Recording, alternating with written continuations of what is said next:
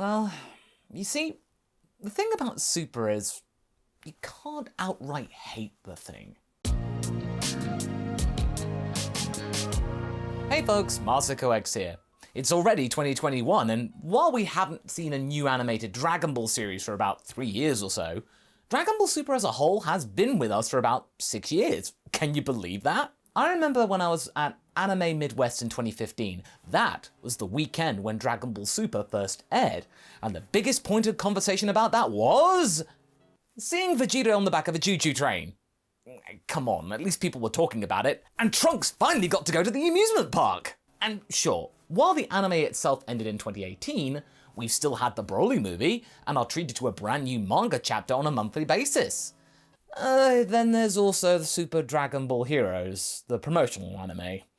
Yeah, that's a reminder of why we need Shintani and his crew to bring Dragon Ball into the future and no longer rely on Yamamuro for all eternity. Seriously, Super Dragon Ball Heroes is a showcase of all the stale things the show's become mocked for. We need to get rid of it. Now, it's always good to put your thoughts in order when it comes to media, because this modern era of Dragon Ball has a lot of interesting angles that you can really consider when viewing the franchise as a whole. It has its own share of issues, sure, but also some benefits, which we do like. Redeeming qualities, you can say.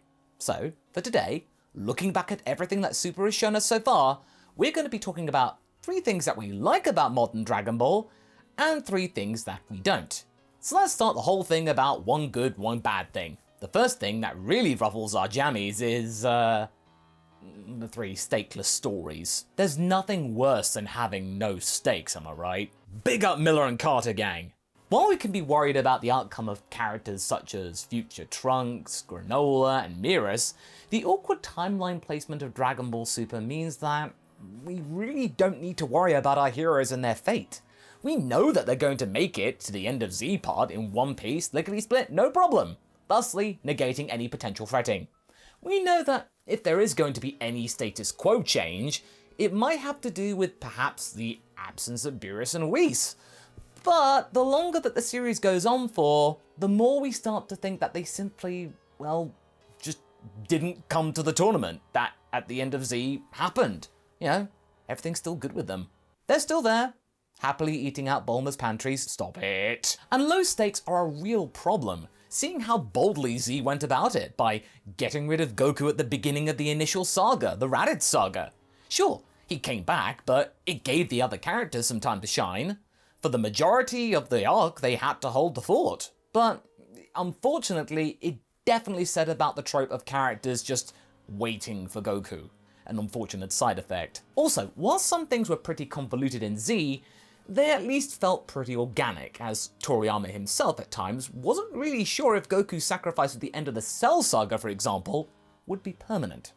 At the time, I'm sure that he was thinking of delivering on that promise that Goku wasn't going to come back, but he really just couldn't write Gohan as a protagonist. He didn't have enough conviction behind that train of thought, so he just fell back on Goku coming back. Again, the closest that we get to being genuinely worried are the trio that we mentioned at the start of this particular chestnut.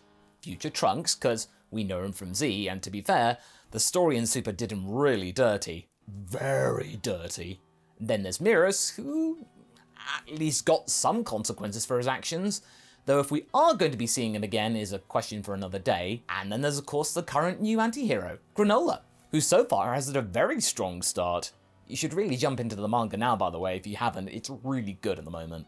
When it comes to this Cerulean, while he is embarking on an antagonistic path against our heroes, he is being, at the moment, written as a protagonist for this arc, which means that the focus is squarely centered around him and his actions. So far, Goku and Vegeta are actually playing supporting roles, and that means we're really getting to know Granola very well. And we get to care about him and what he does. Oh, let's not forget about the new Broly. This guy got the Granola treatment before Granola was even a thing. When they fall or falter, we do feel pretty bad for them. Like, when Gogeta was beating down Broly, we were going like, no, don't get rid of Broly, we like this one. I'm pretty sure that when we see Granola eventually go mad with power, we're going to be really in the mindset of like, shame. Damn shame. These two got enough time to shine for us to care in the first place. Miras doesn't really get that sentiment. While he was fun, he really didn't get enough screen time for the stakes to really be felt. We liked him, but we didn't understand him enough to truly feel for him like we do with the other two. Still, I suppose that making us care at all for characters outside the Dragon Team and their families is really the only way of writing that really doesn't completely offend our intelligence in terms of stakes and all that, as consequences too. We hope that one day we can go past the end of Z and get some meaningful changes though. And there are things that we do like about the series, don't worry about that. For example, there's the third best, enhancing existing lore by going vertically. The Broly movie, the Yardrat subplot in the Morrow arc, the entire shady underbelly shown in Granola's arc, or even just there being 12 universes. Dragon Ball Super has done a lot to expand upon the Dragon World that we already knew about, instead of just making brand new things up all the time that we really don't get invested in. Not only that, but in recent years, Toyotaro and Toriyama have started to take some time to return to the elements of the story that have intrigued us for years that were left unanswered, starting with Dragon Ball Minus in 2014. Yes, Minus did do some good. I mean, come on, we got Kine. But then there are the most recent additions, like the formal reintroduction of Yardratians, or the spacefaring Namekians, or some more details about the Cold Force. We've seen Zunians again, not just Pui Pui, but more of them. Learned about the existence of Universe 6 Saiyans, saw some more worlds occupied by Frieza, you name it, we've seen it. It's pretty cool that we do not operate around just a small group of characters on Earth anymore. We're seeing more of Universe 7. And while it was fun back in Z days, it was actually pretty insular. This is by no means a major flaw, but seeing our perspective vastly expanded is a pretty neat addition. However, all of this isn't perfect. And the thing that kind of annoys us about this is number 2 bad thing, superficial treatment of some new elements. It's great to see all these new characters and elements, as well as people and places related to elements that we know about from a long time ago. And while this problem is actually more apparent in the earlier stages of Super as opposed to now, it's still not fully amended or fixed. We now know that 11 extra universes exist.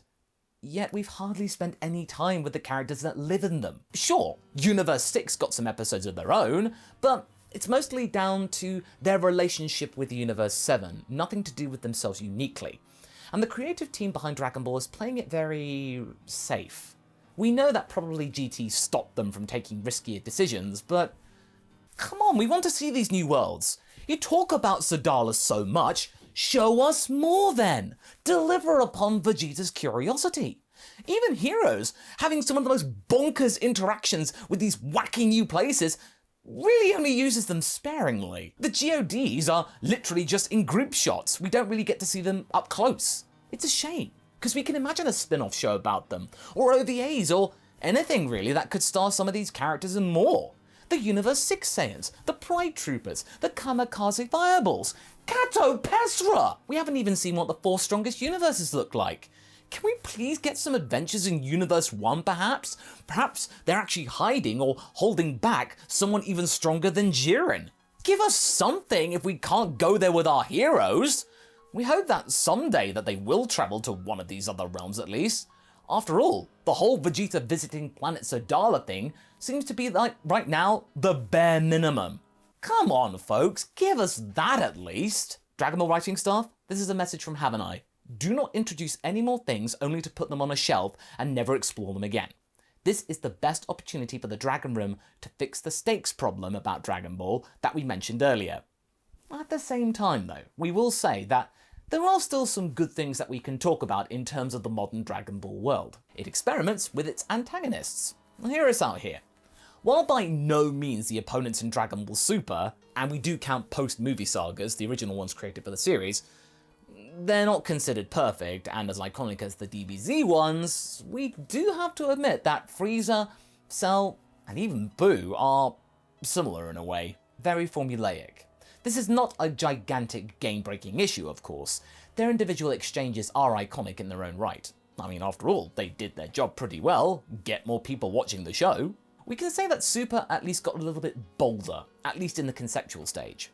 We've gotten a fallen angel figure, a superhero blinded by his past failures, an innocent but powerful being forced to fight, an evil warlock bent on survival no matter the cost, and finally, and most recently, a bounty hunter scarred by his past, who regained his chance to avenge his people.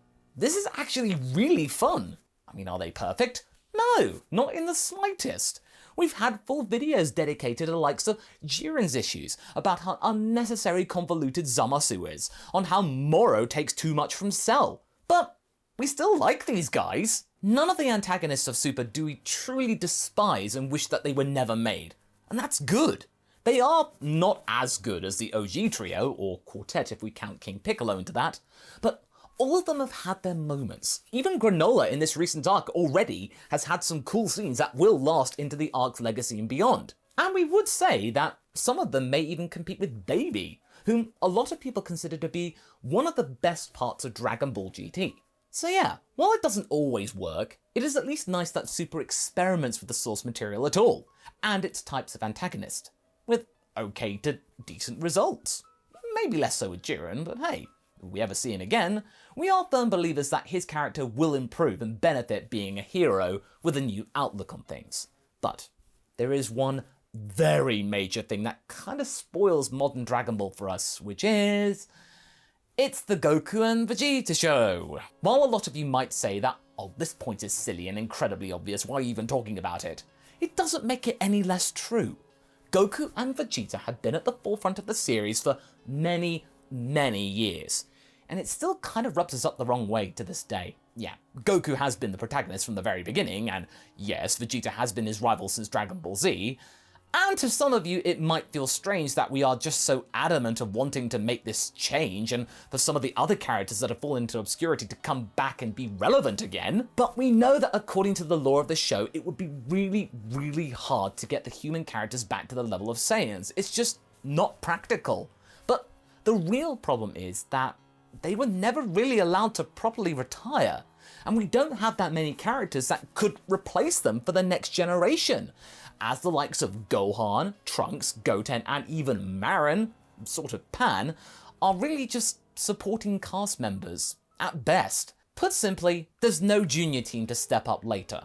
Back in the first series, Dragon Ball was not only about the story of Goku and the Saiyans, it was a story of humans, Saiyans, and Namekians. Piccolo can get stronger, people. There are options for him to reach higher levels. Plus, there's also the fact that he's still very young for his race. He's got centuries ahead of him. Surely, in that amount of time, he could increase his potential. The kids too deserve some kind of growing up instead of being barcoded into looking young for all eternity, other than, profit. And don't get us started on Gohan. Just make up your damn minds about the characters, guys. They either fight or they retire. But please, just pick one. Or keep doing both, with at least no artificial tension about not able to make it work together. Also, give Vegeta a proper victory. We are glad though that at least Frieza and 17 were allowed to give Goku an assist, and that was a pretty major one too. And that Zamasu was defeated by Trunks, we still give him credit for that, but okay, come on. After all these years, someone else deserves to take down a big bad. As mentioned in our previous points, the writing staff is playing everything a little bit too safe for our liking. And it's hard to say that if the current status quo is the fault of Toriyama and Toyotaro, or an effect of mutual agreements made between them and the Toei marketing staff. But at the end of the day, we just want to see the characters grow. And you can do that without taking the spotlight away from your precious Saiyans. I mean, at least Granola's getting a lot of screen time, but we would love to see some of our older friends getting a similar amount of attention. Or a conclusion, or some meaningful arc that would stay. Thank Kami though, at least, the androids are kicking ass quite regularly. Be that as it may though, despite all the issues and flaws, it still manages to excite us. You know folks, it's actually easy to forget sometimes, but the scripts on this channel are being written by two guys in their 30s who become more cynical with each passing year. But despite all of that cynicism and us just getting older, there are still things in every single Super arc that get us excited.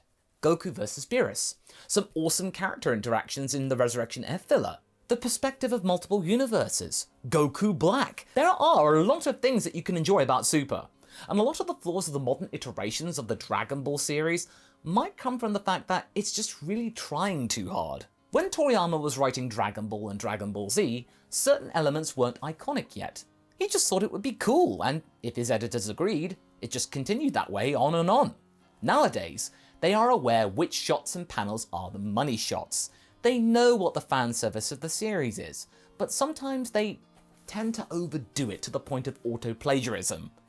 Yet, it's still Dragon Ball, and it's still very much alive and growing, and we still get new stories.